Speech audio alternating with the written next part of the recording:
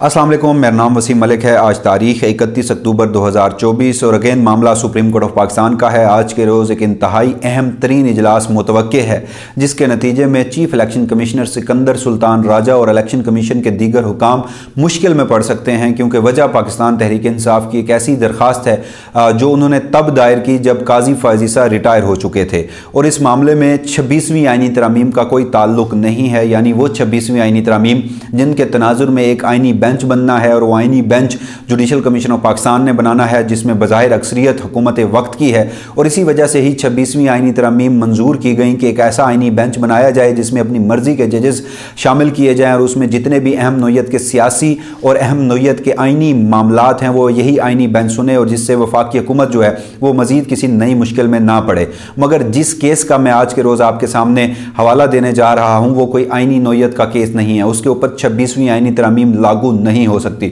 लिहाजा ये जो डोमेन है ये सुप्रीम कोर्ट ऑफ पाकिस्तान की है और इसका जो फैसला है वो जस्टिस मंसूर अली शाह और जस्टिस मुनीब अख्तर कर सकते हैं, क्योंकि बराह रास्त इस तमाम तर मामले का ताल्लुक भी इसी से जुड़ा है। और 26वीं आइनी तरामीम और उस सारे मामले में ये जो पूरा एक एपिसोड हुआ उसकी बुनियाद भी यही एक फैसला है। तो ये क्या होने जा रहा है आज के रोज़ सुप्रीम कोर्ट ऑफ पाकिस्तान में और किस केस की मैं बात कर रहा हूँ, तफसीलात आज की इस वीडियो में आपके सामने रखूंगा। और फिर वीडियो के आखिर में मैं आपको बताऊंगा कि गुज़श्ता रोज़ से बल्कि 2 रोज़ कबल जो सुप्रीम कोर्ट बार एसोसिएशन के इंतखाबात हुए उससे एक बयानिया टीवी चैनल्स पर यह चलाया जा रहा है कि जैसे वकला जो हैं उन्होंने रेफरेंडम कर दिया है, आइनी तरामीम के हक में वोट दे दिया है। तो क्या वाकई ही ऐसा हुआ है? हामिद खान ग्रुप जो कहा जा रहा है कि वो हार चुका है, तो जो इंतखाबी नताइज हैं वो अब तक क्यों नहीं दिए गए? इंतहाई अहम तरीन मामला है और इंतखाबी नताइज अब तक नहीं आए, ऑफिशियल नताइज नहीं आए, मगर जो अनऑफिशियल नताइज हमारे तक मौसूल हुए हैं तो उसके जो हकायक हैं वो कहानी ही कुछ और बता रहे हैं। तो ये तमाम तफसीलात आज की इस वीडियो में आपके सामने रख देता हूँ।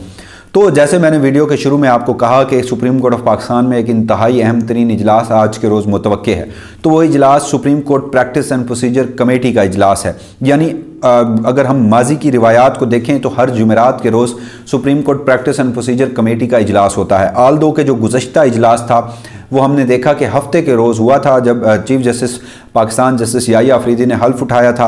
और इस वक्त कमेटी में 3 लोग शामिल हैं, chief justice Pakistan justice Yahya Afridi, senior puisne जज जस्टिस मंसूर अली शाह और सीनियरिटी में तीसरे नंबर पर जस्टिस मुनीब अख्तर।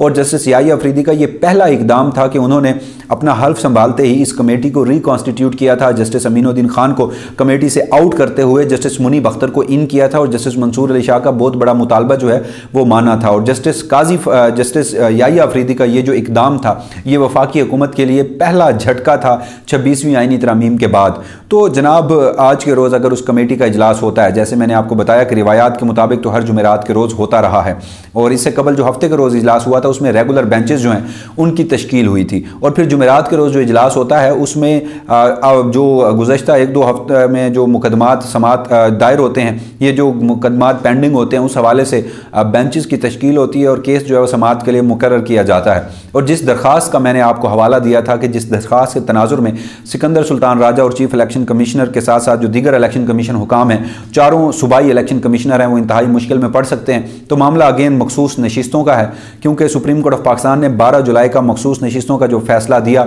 उसके बाद उसको जस्टिस मंसूर अली शाह की सरबराही में 8 जजेस की जो हिमायत हासिल थी, अक्सरियती फैसला था, उसका जो पहला वजाहती ऑर्डर था वो 14 सितंबर को जारी किया गया। 23 सितंबर को तफसीली फैसला आया और फिर अक्टूबर के उन दिनों में जब ये आइनी तरामीम मंजूर की जा रही थी तो उनसे एक दिन कबल दूसरी वजाहत भी जारी की गई थी। तो उस फैसले पर तो अभी तक इलेक्शन कमीशन ऑफ पाकिस्तान ने अमल दरामद नहीं किया, बल्कि स्पीकर कौमी असम्बली तो ये बज़ाहिर कह चुके हैं कि वो मखसूस नशिस्तों का फैसला नहीं मानेंगे। इस मुल्क की फौजी इस्टेब्लिशमेंट भी ये इलेक्शन कमीशन ऑफ पाकिस्तान को ये फैसला ना मानने की तलकीन करती रही है। तो इसमें एक बड़ी डेवलपमेंट ये हुई है कि पाकिस्तान तहरीक इंसाफ ने सलमान अकरम राजा के तवत्सुत से एक दरख्वास्त दायर की जो कि तौहीन अदालत की दरख्वास्त है, जो कि कंटेम्प्ट प्रोसीडिंग है इलेक्शन कमीशन हुकाम और चीफ इलेक्शन कमिश्नर के खिलाफ, जो कि गालिबन सोमवार के रोज़ दायर की गई थी। तो अगर आज के रोज़ मुमकिना तौर पर कमेटी का इजलास होता है तो उस कमेटी में 2 लोग ऐसे हैं जो 12 जुलाई के फैसले में शामिल हैं, जबकि अगर मजमूई तौर पर देखा जाए तो वो ऑर्डर ऑफ द कोर्ट था, वो सुप्रीम कोर्ट ऑफ पाकिस्तान का हुक्मनामा था। जिसमें जस्टिस याहिया अफरीदी भी बेंच में शामिल थे। तो अब जिस तरह सुप्रीम कोर्ट ऑफ पाकिस्तान की रिट को ख़त्म कर दिया गया है, तो ये जस्टिस याहिया अफरीदी के लिए मैं ये समझता हूँ कि बाकी तमाम जो मामलात हैं वो सेकेंडरी हैं। जो प्राइमरी मसला है उनके लिए वो सुप्रीम कोर्ट ऑफ पाकिस्तान की रिट को बहाल करना है। और रिट बहाल कब होती है? जब सुप्रीम कोर्ट ऑफ पाकिस्तान के फैसलों पर अमल दरामद होता है, क्योंकि सुप्रीम कोर्ट ऑफ पाकिस्तान के फैसलों पर जब अमल दरामद होता है तब भी अवाम का जो एतमाद है वो अदालतों पर बहाल रहता है। और उसी हवाले से गुज़श्ता रोज़ जस्टिस अतर मिनल्लाह का जो इजाफी नोट है वो भी मैंने आपके गोश्त गुजार किया था एक और वीडियो की सूरत में।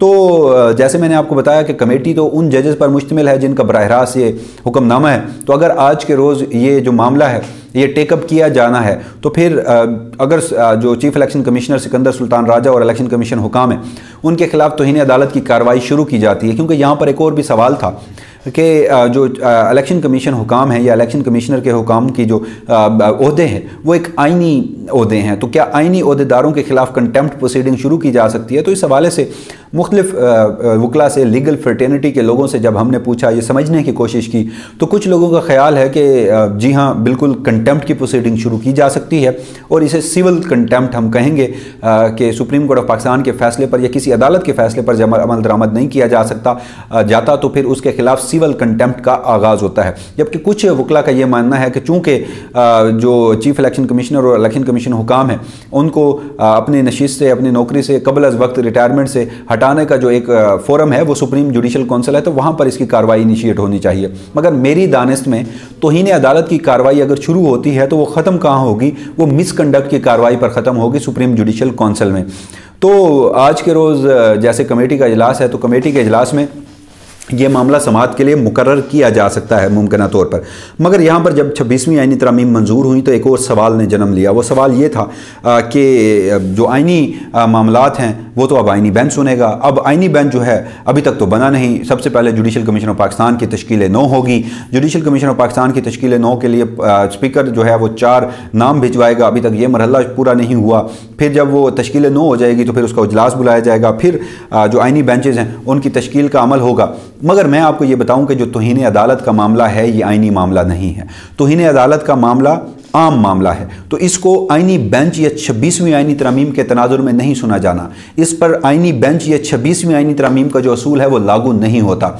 कंटेम्प्ट प्रोसीडिंग में supreme court practice and procedure committee जो बेंच बनाएगी, चाहे वो 8 जजेस पर मुश्तमिल एक बेंच बना देती है, अक्सरियती जजेस पर, फुल कोर्ट पर मबनी जो 13 रुकनी बेंच है वो बना देती है, या फिर 3 रुकनी या 5 रुकनी बेंच बना देती है, तो ये उस कमेटी की सवाबदीद है और वो इस मामले को सुन भी सकती है।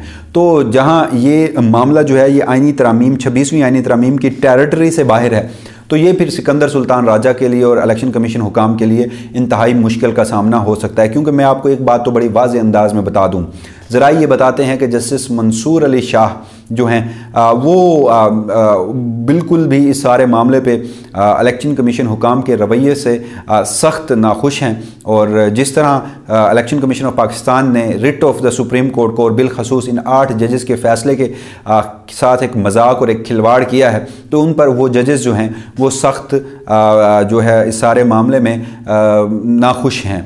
वो चाहते हैं कि सुप्रीम कोर्ट ऑफ पाकिस्तान के फ़ैसले पर अमल दरामद हो। तो जहां जस्टिस मंसूर अली शाह जो हैं उनका बराह रास्त ये फ़ैसला है, जस्टिस मुनीब अख्तर उनका बराह रास्त ये फ़ैसला है, जस्टिस आयशा मलिक हों, जस्टिस शाहिद वहीद हों, जस्टिस अतर मिनल्लाह हों या दीगर जितने भी जजेज़ हैं, तो ये वो नाम हैं जो बज़ाहिर 26वीं आइनी तरमीम के भी ख़िलाफ़ हैं, जो अदलिया को सरेंडर करवाना चाहते हैं इस मुल्क की फ़ौजी इस्टेब्लिशमेंट के सामने, उस इक़दाम के भी ख़िलाफ़ हैं। और वे ये समझते हैं कि ये 26वीं आइनी तरमीम या जो अदलिया के साथ खिलवाड़ 12 जुलाई के बाद से किया जा रहा है, ये इंडिपेंडेंस ऑफ जुडिशरी के ख़िलाफ़ है, ये ट्राइकॉटमी ऑफ पावर के कॉन्सेप्ट के ख़िलाफ़ है, ये आइन के जो फंडामेंटल्स हैं उसके ख़िलाफ़ है, ये जो है मामला कहीं ना कहीं जाकर जुड़ता है फंडामेंटल राइट्स के, उसके भी ख़िलाफ़ है। तो फिर ये सिकंदर सुल्तान राजा और वफाकी हुकूमत और फौजी इस्टेब्लिशमेंट के लिए यहाँ पर मुश्किल पड़ सकती है।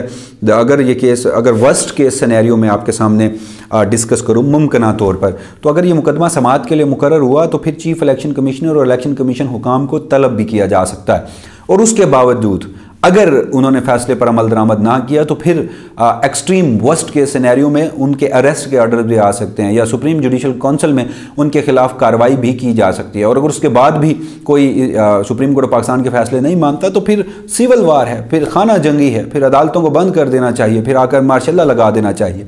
तो जो आज का दिन है वो इसी हवाले से इंतहाई अहम तस्वुर किया जा रहा है। जैसे मैंने आपको बताया एक माजी की रिवायत रही है, तो अब देखते हैं कि आज के रोज़ क्या होता है। जो दूसरा मौजू था वो सुप्रीम कोर्ट बार एसोसिएशन के इंतखाबात थे। दो रिवायती हरीफ थे, हामिद खान ग्रुप और दूसरी तरफ आसमा जहांगीर ग्रुप हुआ करता था माजी में। अब वो ग्रुप है एहसन भून और आज़म नज़ीर तरड़ ग्रुप, जिसे मैं कहता हूँ इस्टेब्लिशमेंट ज़दा ग्रुप। जो प्लाटों की जो ख़रीदारी है, प्लाटों वाला ग्रुप जो है जिस तरह से मशहूर है, क्योंकि जो उनकी हाउसिंग सोसाइटी है उसका अब एग्रीमेंट हुआ इस सारे मामले में डीएचए के साथ। डीएचए वहाँ पर कंस्ट्रक्शन कर रहा है और फिर जिस तरह इन इंतखाबात में बराह रास्त इस मुल्क की फ़ौजी इस्टेब्लिशमेंट मुदाखलत कर रही थी, पूरे के पूरे चैम्बर्स मैनेज किए गए थे, तो सारे मामले में फिर फ़ौजी इस्टेब्लिशमेंट ने ही चैनल्स को ये खबरें चलवाईं कि जनाब जो मुबारकबाद है वो भी दी गई, जो आज़म नज़ीर तारड़ हैं उनको एट्रीब्यूट करके ख़बरें भी चलवाई गई और ये भी कहा गया कि ये बयानिया ये बनाया जाए कि 26वीं आईनी तरमीम के हक़ में रेफरेंडम कर दिया है। वकला ने 26वीं आईनी तरमीम के हक़ में वोट कर दिया। तो अभी तक तो नताइज सामने नहीं आए। 3 नताइज हैं जो अब तक सामने आए हैं। जो हामिद खान ग्रुप के सदर हैं वो तो हार चुके हैं, मगर एहसन भून ग्रुप के जो मियाँ रऊफ़ अता हैं वो 103 वोटों की लीड से जीते। यानी लीड इतनी कम है, मार्जिन इतना कम है कि 51 या 52 वोट दूसरी तरफ पड़ जाते तो मुकाबला बड़ा टाई हो जाना था, बराबर हो जाना था। तो 50-55 वोट की लीड से जीतना, आप ये चला दें कि 26वीं आईनी तरमीम के हक़ में रेफरेंडम हुआ और फिर दूसरी नशीस देखिए, सेक्रेटरी पे हामिद खान ग्रुप जीता है, एहसन भून का इस्टेब्लिशमेंट ज़्यादा ग्रुप जो है वो हारा है और 425 वोटों की लीड से हामिद खान ग्रुप जीता है। तो फिर ये रेफरेंडम जो हुआ ये इस तरफ हो गया 26वीं आईनी तरमीम के खिलाफ, अगर उस लॉजिक को देखा जाए। और फिर तीसरी अहम तरीन बात वो ये भी है कि फिर चारों सूबाई सदूर के ऊपर इंतखाबात जो हैं, केपी का जो इंतखाब है सूबाई सदर का, वो भी हामिद खान ग्रुप ने मार लिया है। बाकी तीनों सूबों में भी 2 सूबों में मेरी इतलात के मुताबिक जो लीड थी गुज़श्ता रोज़ तक वो हामिद खान ग्रुप की थी, जबकि जो एग्जेक्टिव बॉडी है उसमें भी हामिद खान ग्रुप जो है वो जीत रहा है। तो अगर अभी तक तो अनऑफिशियल ये नताइज हैं, नताइज को रोका गया है, धांधली भी की गई है। ये वाहिद इंतखाबात थे जिनमें धांधली नहीं होती थी, लेकिन जब से इस्टेब्लिशमेंट ज़्यादा ये इंतखाबात हुए हैं तो फिर हमने देखा कि गुज़श्ता रोज़ लाहौर में मुनीर काकड़ जो है हामिद खान ग्रुप के, उन्होंने इल्ज़ाम लगाया कि उनके वोट कम गिने गए हैं और जिसके बाद रिकाउंटिंग हुई तो उनके वोट बढ़ गए और जो उनका वहाँ पर हार का मार्जिन था वो कम हो गया। तो उनका जो धांधली का यहाँ पर एक दावा था वो तो दुरुस्त साबित हुआ।